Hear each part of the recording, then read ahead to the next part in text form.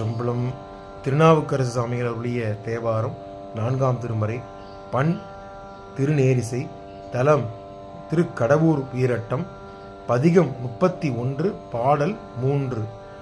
பொருந்திய குறும்பை தன்னுள் பொய்நடை செலுத்துகின்றீரா.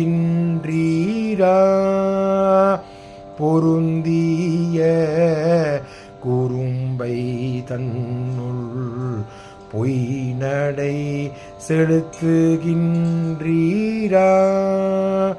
ஒருத்தனை உணர மாட்டீர் உள்ளத்தில் கொடுமை நீக்கீர். ஒருத்தனை உணர மாட்டீர் உள்ளத்தில் கொடுமை நீக்கி.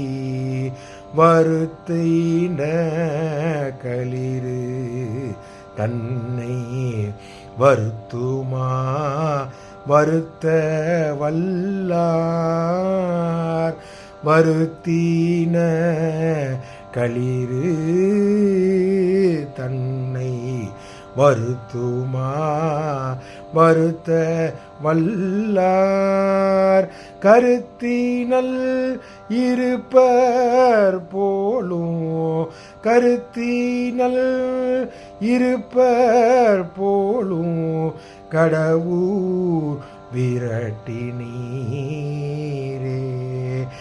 கருத்தினல் இருப்பர் போலும் கடவூர் விரட்ட நீரே.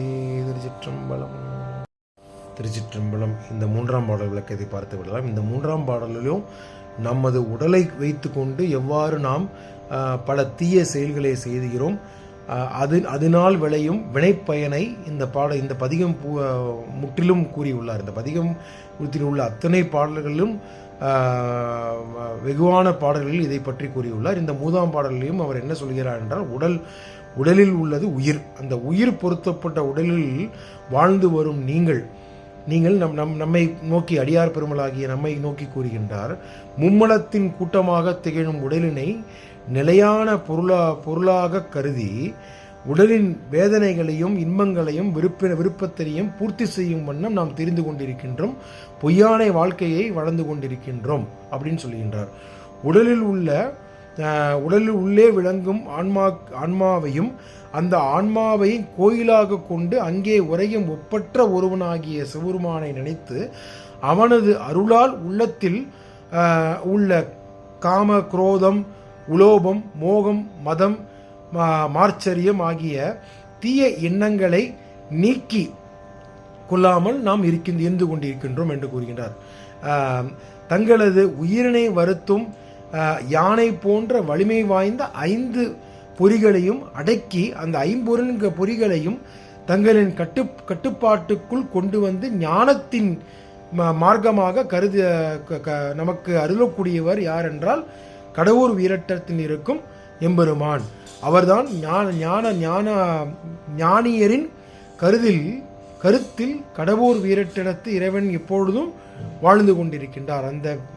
அந்த மாயையை வெற்றி கண்டு நாம் ஞானமாரமாக செல்லும் பொழுது கடவூர் வீரட்டனிற்கு அந்த ஞானிகளின் மனதில் கடவூர் வீரட்டனத்து எம்பெருமான் வாழ்வார் என்று சொல்லுகின்றார் அப்பர் சுவாமிகள். திருச்சிற்றம்பலம்.